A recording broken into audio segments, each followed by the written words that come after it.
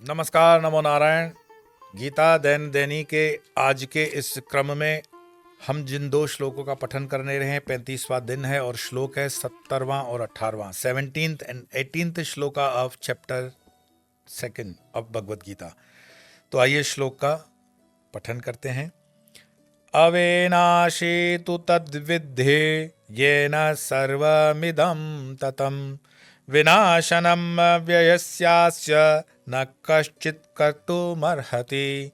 अन्तवन्त इमे देहा नित्यस्योक्ताः शरीरिणः अनाशिनो अप्रमेयस्य तस्माद्युध्यस्व भारत। अर्थात जिसके द्वारा यह समस्त संसार व्याप्त है उसी को तू अविनाशी जान।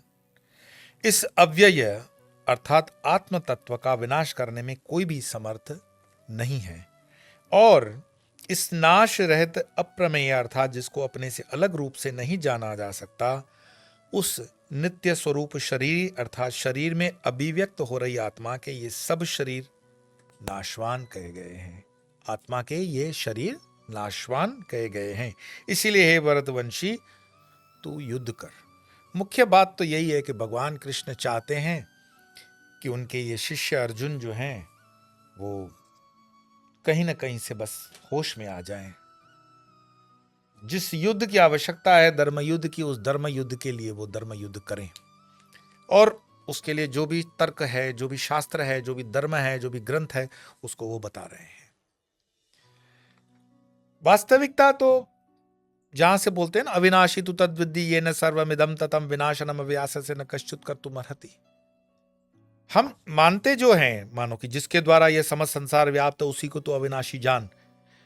ये संसार जो चल रहा है, संसार करोड़ों करोड़ों वर्षों से ये जंगल, नदियां, पहाड़, कभी सुनामी आती है, कभी धरती हिलती है, कभी कुछ होता है, सब परिवर्तनशील है। लेकिन कोई एक गति है, कोई एक रिदम है। वो रिदम से पूरा कॉस्मस रिदमिक हो रहा है। जो है ना, गट गट में जो गट रहा उसी को राम पहचान। मुझे बीज मंत्रों के विषय में कभी कोई पूछते हैं कि बीज मंत्रों के विषय में आप क्यों नहीं कहते हो? क्योंकि बीज मंत्र प्रत्येक जो है वो एक रिदम है। जैसे रीम मंत्र है, रिदम। रीम प्रकृति का मंत्र है। मैं डिटेल उसका नहीं बता रहा हूं, गीता पे ही हूं। यही रीम मंत्र राम है। राम राम राम, दशरथ राम राम है, लेकिन राम मंत्र है। उसी राम की वाइब्रेशन, उसी रिदम, वही राम अन्य ग्रंथों, अन्य धर्मों में भी आपको मिलेगा। वही मंत्र है, स्वरूप उसका बदल दिया जाता है। उस राम को कभी कोई बदल नहीं पाएगा क्योंकि वो नश्वर है, वो चेंज नहीं हो सकता।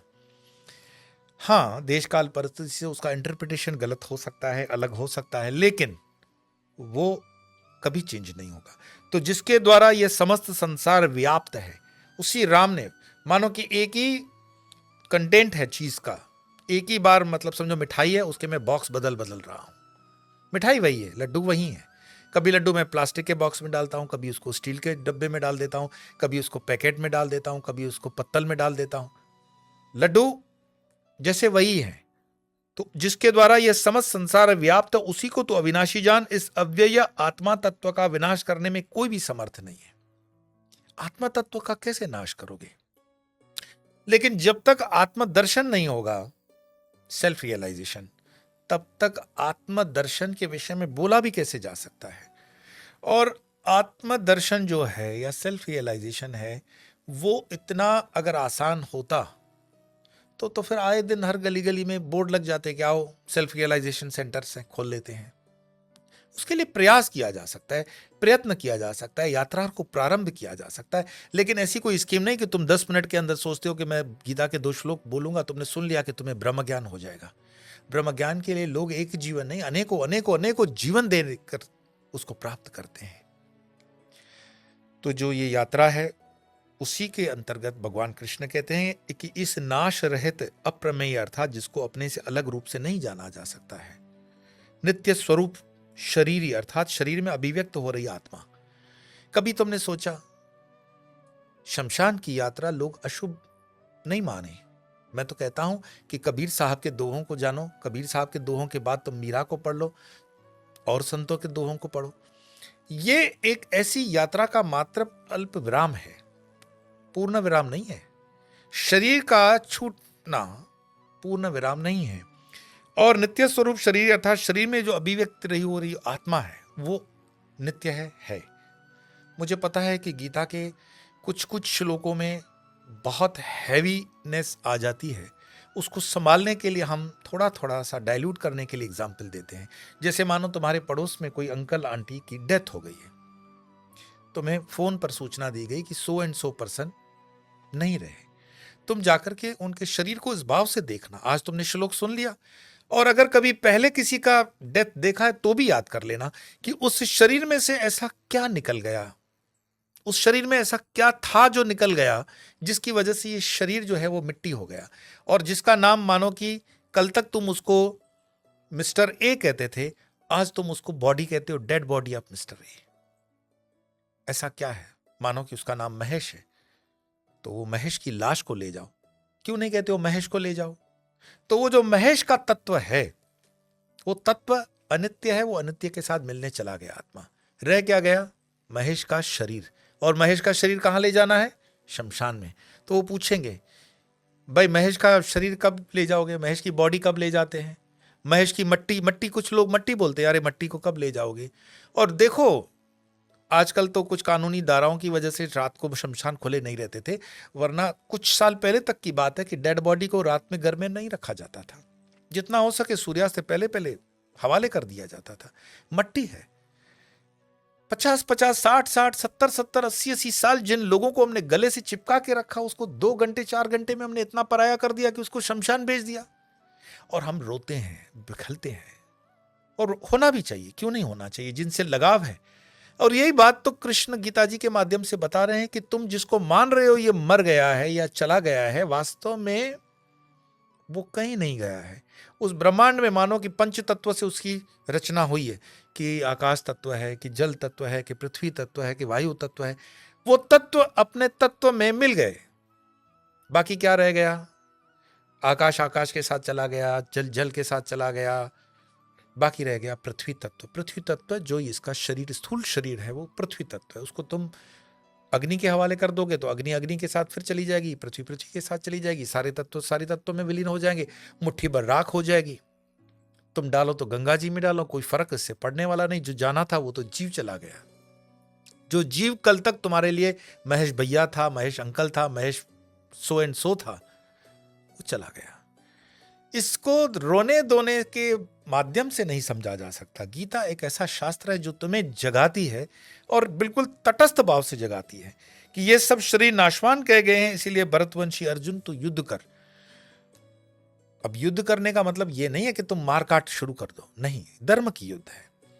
तो जो अर्जुन देख रहे हैं कि ये दुर्योधन है, कि ये द्रोणाचार्य हैं, कि ये कृपाचार्य हैं, ये हैं तो बस मट्टी के ढेर ही हैं। कुछ उनमें चेतना का जो अंश है वो अंश है। आगे के श्लोकों में वो कृष्ण कहेंगे कि तुम अगर नहीं युद्ध करोगे तो भी मारे तो जाएंगे, मैं उनको मार दूंगा, क्योंकि मैं काल हूं, कालोस्मी श्लोक आएगा वो, मैं काल हूं और मैं काल बनकर के आया हूं। और काल का मतलब डरावनापन नहीं है, काल का मतलब कोई काले रंग से नहीं है। काल का मतलब है ट्रांजैक्शन ऑफ टाइम। टाइमलेसनेस जो है वो भी काल है, वो महाकाल है। टाइमलेसनेस जो है, उस टाइमलेसनेस को जब हम टाइम के फ्रेम में बांधते हैं तब वो महाकाल काल में आ जाता है। और समय परिवर्तनशील है। तुम घड़ी को देखो, वो सेकंड का कांटा रुकता ही नहीं है, टिक टिक टिक टिक टिक टिक टिक टिक टिक टिक चलता रहता है। तुम उस सेकंड के कांटे को भी देखोगे तो परिवर्तनशील कांटे घूमते रहेंगे। यही जगत है, यही सत्य है, और यही सत्य हजारों हजारों सालों से चल रहा है। तो फिर आत्मा, आत्मा क्या है?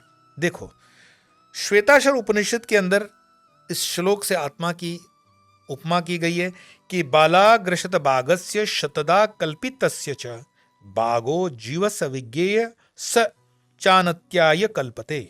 यदि बाल, ये सर का बाल के अग्रभाग को 100 भागों में विभाजित किया जाए, बाल के भी भाग को 100 भागों में विभाजित किया जाए, और फिर इनमें से प्रत्येक भाग को फिर से 100 भागों में विभाजित किया जाए, तो इस तरह के प्रत्येक भाग की माप की आत्मा का परिमाप है। आत्मा कितनी है, वही तो निकल गई शरीर से, पकड़ नहीं पाओगे। बाघ का 100 बाघ। फिर दूसरे श्लोक में कहते हैं कि केशाग्र शतभाग्यस्य शतांश सादृशात्मक जीव सूक्ष्म स्वरूपोयम सांख्यातीतो ही चित्कणः। आत्मा के परमाणुओं के अनंत कण हैं जो माप में बाल के अगले बाघ नोक से 10,000वें बाघ के बराबर हैं। ये श्वेताश्वर का उपनिषद है। मैं हमेशा कहता हूं, तुम सनातन की यात्रा में थोड़ा सा पढ़ना शुरू करो, वेदों की तरफ लौटो तो सही। प्रस्थानत्रयी जिसको कहते हैं ना, उपनिषद पढ़ोगे, गीता पढ़ोगे, पढ़ना तो पड़ेगा, अभी नहीं पढ़ोगे, दूसरे जन्म में पढ़ना तो पड़ेगा। तब तक मोक्ष की कोई आकांक्षा नहीं, और मोक्ष मरने से छुटकारा नहीं, अज्ञान से छुटकारा है। ऐसा शास्त्र भी मानता है, मैं भी मानता हूं, और ऐसे सारे बुद्धिजीवी भी मानते हैं, सारे ज्ञानी भी मानते हैं। कुल मिलाकर के गीता जो हमारी यात्रा चल रही है, आप उसमें आनंद के हिलोरे ले रहे हो। कभी कभी थोड़ा कठिन श्लोक आ भी जाए तो धैर्य रखना, सीखेंगे, सीखकर आगे बढ़ेंगे और हम पहुंच जाएंगे। आइए श्लोकों का पाठ करते हैं। अविनाशी तु तद्विद्येन सर्वमिदं ततं विनाशनं व्ययस्यास्य न कश्चित् कर्तुमर्हति। अन्तवन्त मे देहा नित्यस्य उक्ता शरीरिण अनाशिनो अप्रमेयस्य तस्माद्युध्यस्व भारत। आज इतना ही, कल फिर मिलेंगे अन्य श्लोकों के साथ। तब तक के लिए नमो नारायण।